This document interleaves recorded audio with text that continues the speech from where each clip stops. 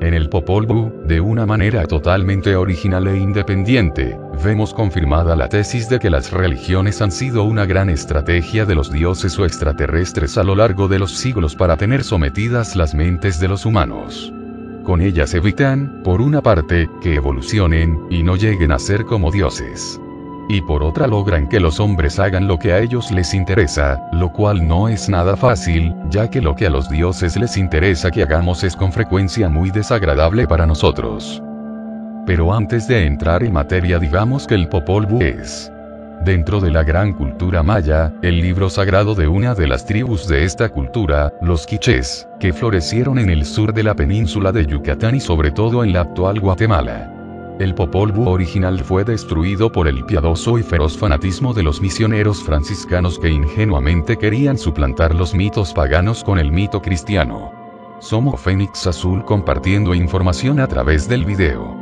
Popol Vuh. La historia pasada contrastada con el presente. En la enorme pila de documentos indígenas que el obispo Landa hizo en Mérida, en la que se perdieron para siempre inestimables tesoros de la cultura maya, probablemente había alguna copia del Popol Vuh original.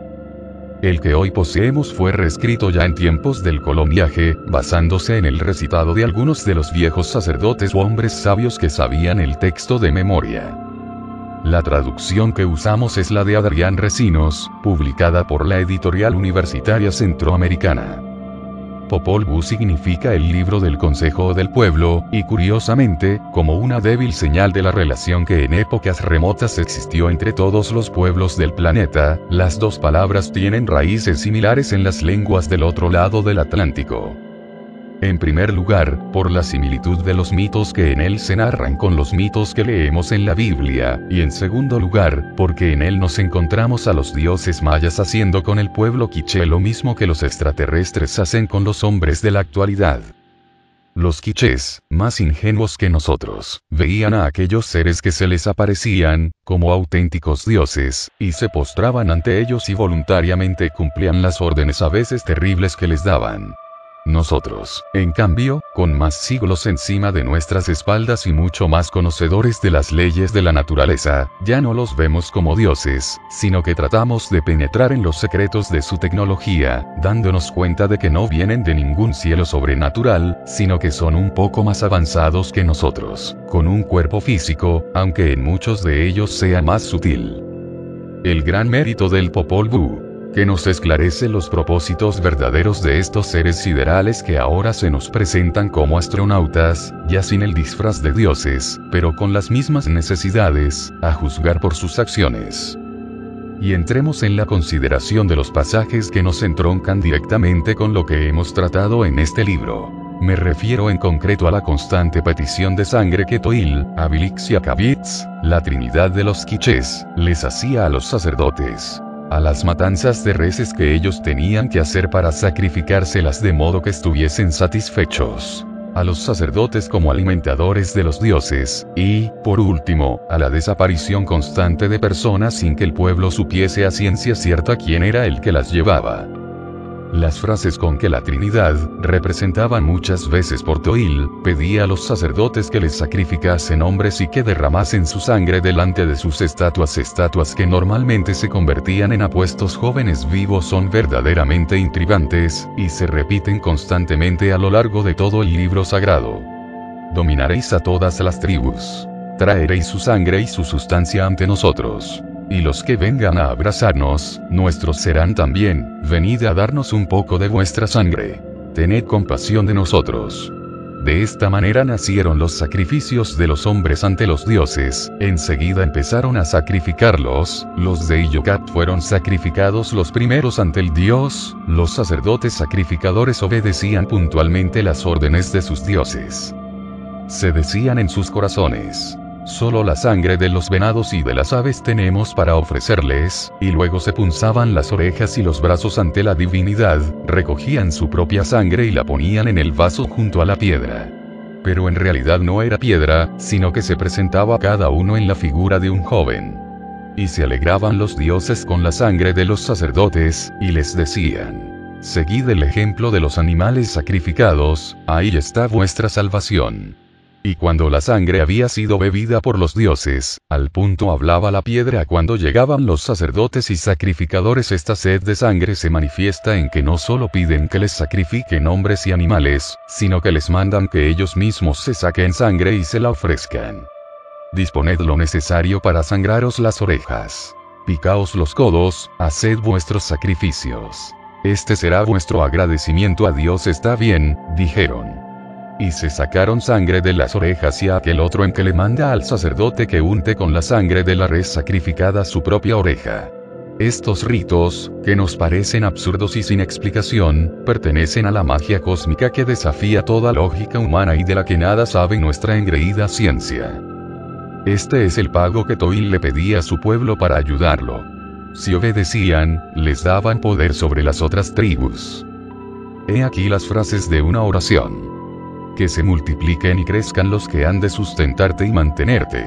Que sea buena la existencia de los que te dan el sustento y el alimento a ti, oh Toil. Este es el precio de la vida feliz. El precio del poder y del mando, como hemos visto a lo largo de todo el libro, y aparte de ser a estas alturas algo perfectamente conocido entre los investigadores del fenómeno ovni, las heridas que se ven en los cuerpos mutilados de las reses que aparecen muertas pueden variar, lo mismo que las vísceras que les faltan, pero el denominador común es la falta de sangre. Y no solo en el ganado, sino en las personas que de vez en cuando han aparecido muertas tras el avistamiento cercano de ovnis. El dato de la falta de sangre está prácticamente siempre presente. En alguno de los documentos aducidos a lo largo del libro hemos podido ver el aprecio que los Toil, Abilix y Akabits de hoy, tienen de la sangre. La usan no solo de alimento, previamente procesada, sino como materia prima para fabricar sus androides. En uno de ellos leíamos que un testigo había presenciado cómo ellos meten las manos en ella como si fuesen una esponja, para absorber algún tipo de energía.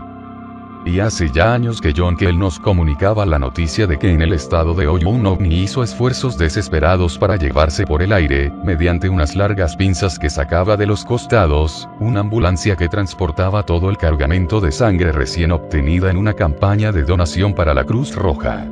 La serenidad del chofer, que aceleró todo lo que pudo hasta entrar en un área poblada, y la ayuda indirecta de otros automovilistas, evitaron que los alienígenas se salieran con la suya. El resumen y la conclusión de todo esto es que a ciertas entidades biológicas o divinas les gusta igualmente la sangre. ¿No será que son las mismas aunque con diferentes disfraces? Pasemos ahora a otra característica interesante que asemeja a los dioses del Popol Vuh con los Eves de nuestros días. La desaparición de gente, hecha además de una manera solapada. En la actualidad todavía hay muchas personas, empezando por las dignísimas autoridades, que no se han percatado del fenómeno y por eso no le dan importancia. En las autoridades es casi lógico que así sea, porque la feroz lucha que tienen entre ellos para mantenerse en sus puestos y la febril actividad que desarrollan para oficiar la liturgia del poder no les deja tiempo para encarar ciertos hechos ocultos que amenazan a la sociedad y aún al planeta entero. Pero lo que es triste es que otras personas cultas no se hayan dado cuenta aún de este fenómeno tan curioso y tan preocupante. Es cierto que en algunos países sucede más que en otros, y es cierto también que en alguno de ellos, por ejemplo, en los Estados Unidos, con relación a los niños desaparecidos, ya ha empezado a notarse alguna preocupación en este sentido. Pero la verdad es que, de vez en cuando, hay oleadas de desapariciones, que si bien afectan mucho a los familiares perjudicados y causan un gran alboroto en los lugares en que suceden, a los pocos meses ya casi nadie habla del hecho que, por otra parte, habrá pasado totalmente desconocido para la mayor parte de los habitantes del planeta. Los que en nuestros días perpetran semejantes crímenes saben salpicarlos muy bien a todo lo ancho de la geografía terráquea, de modo que quede como un hecho aislado y no inquiete demasiado. En páginas anteriores hemos señalado desapariciones masivas alrededor de 100 personas de cada vez en lugares tan apartados entre sí como Nueva Zelanda, Ecuador, Estados Unidos y el mar Mediterráneo. ¿Y qué sabemos de las desapariciones de tribus primitivas y apartadas que no tienen manera de hacérselo saber al mundo y ni siquiera a sus propias autoridades? De vez en cuando llegan noticias de la desaparición de algún pueblo entero de un pequeño poblado de esquimales desaparecidos. Se llevaron hasta los mismos cadáveres congelados de sus difuntos y no dejaron atrás ni a los perros.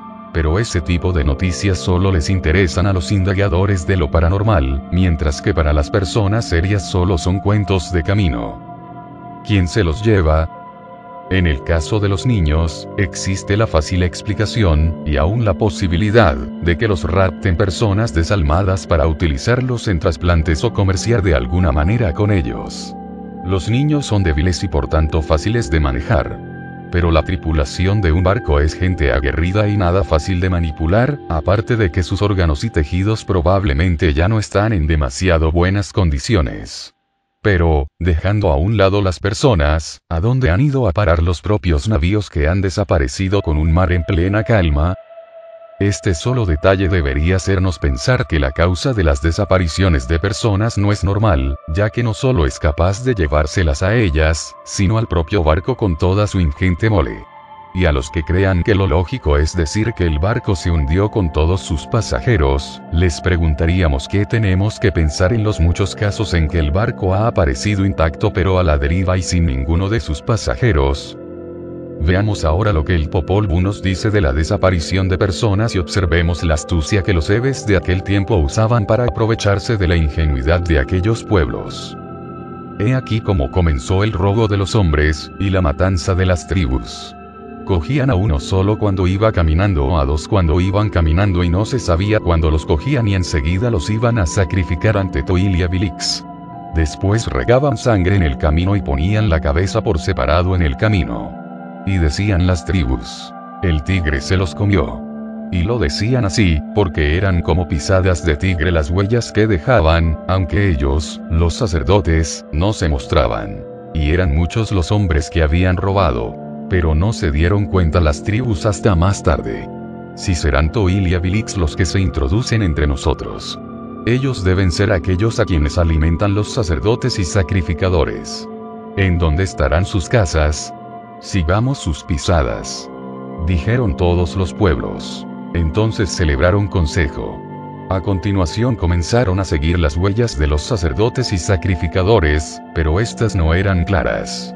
Solo eran pisadas de fiera, pisadas de tigre lo que veían, pero las huellas no eran claras. No estaban claras las primeras huellas, pues estaban invertidas, como hechas para que se perdieran y no estaba claro su camino. Se formó una neblina. Se formó una lluvia negra y se hizo mucho lodo, y empezó a caer una llovizna. Esto era lo que los pueblos veían ante ellos. Y sus corazones se cansaban de buscar y de perseguirlos por los caminos, porque como era tan grande el poder de Toil, Abilix y Akabitz, se alejaban hasta allá en la cima de las montañas, en la vecindad de los pueblos que mataban en tiempos pasados, al igual que en la actualidad sucede con las tribus más primitivas, los dioses se mostraban más descaradamente y se atrevían a pedir cosas que hoy rechazaríamos de plano si nos las pidiesen de la misma forma descarnada. Hoy las matanzas de hombres ya no las hacen los sacerdotes sacrificadores. Hoy los suplen las guerras sin sentido. Pero los dioses de hoy siguen obteniendo en los campos de batalla y en las ciudades bombardeadas su ración de sacrificios y de tejidos humanos. A lo que parece, los Toil de los quichés, al igual que los Zeus, Júpiter, Osiris, Baal o Indra de los pueblos antiguos euroasiáticos, eran más poderosos que los enanos macrocéfalos de nuestros días. Aquellos se presentaban con formas bellas que inducían a la adoración, mientras que estos se presentan normalmente con su fea forma y necesitan usar vehículos materiales para moverse entre nosotros. La capacidad de investigar, de observar la realidad con la claridad del cristal, para poder ver con objetividad la panorámica de lo que realmente está sucediendo, y no que te lo digan, es el gran poder del humano terrestre. Somos Fénix Azul compartiendo fractales de la totalidad. Comparte y suscríbete.